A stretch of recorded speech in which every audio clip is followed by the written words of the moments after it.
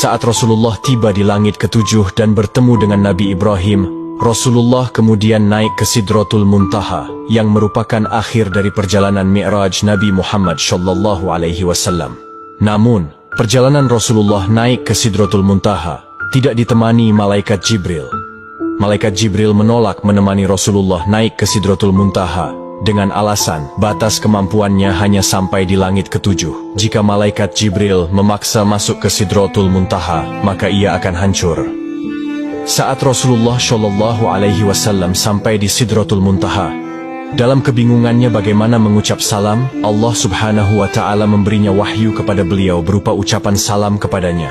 Kemudian Rasulullah SAW mengucapkan salam dengan kalimat At-tahiyyatul mubarakatush salawatuth thoyyibatu lillah. Salam sejahtera yang penuh barokah dan salam sejahtera yang amat baik adalah milik Allah Ta'ala.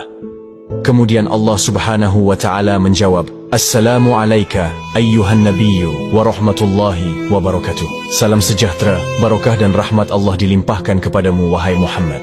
Kemudian Rasulullah SAW berdoa untuk kita, umatnya. Assalamu alayna wa ala ibadillahi sholihin. Kesejahteraan semoga terlimpah kepada kami semua hamba Allah dan hamba-hambanya yang soleh. Saat itu Rasulullah SAW menerima perintah dari Allah Subhanahu wa Ta'ala untuk umat Islam untuk mengerjakan solat 50 waktu dalam sehari. Selepas menerima perintah solat, Rasulullah kemudian turun ke langit ketujuh dan melihat Nabi Ibrahim sedang bersender di dinding Baitul Makmur. Dilanjutkan turun ke langit ke-6 dan bertemu dengan Nabi Musa alaihissalam. Kemudian Nabi Musa bertanya, Wahai Muhammad, dapat apa engkau dari Allah tadi? Rasulullah menjawab, Aku mendapatkan perintah dari Allah untuk melaksanakan solat 50 waktu dalam sehari. Nabi Musa kemudian berkata, Wahai Muhammad, apakah engkau tahu jika aku memiliki umat yang sangatlah kekar dan besar, namun umatku tidak sanggup melaksanakan kewajiban itu? Lalu bagaimana dengan umatmu yang kecil? Kemudian Nabi Musa menyarankan Nabi Muhammad untuk kembali menghadap Allah meminta keringanan. Nabi Muhammad kemudian kembali menghadap Allah dan meminta keringanan atas solat 50 waktu itu. Dalam kembalinya Rasulullah ke Sidratul Muntaha, beliau hanya mendapat pengurangan 5 waktu. Dan pada saat itu, Rasulullah sampai 9 kali bolak-balik dari langit 6 ke Sidratul Muntaha untuk meminta keringanan dalam perintah solat tersebut. Sampai pada akhirnya Rasulullah menerima perintah solat hanya 5 waktu dalam sehari. Kemudian turun dan menemui Nabi Musa.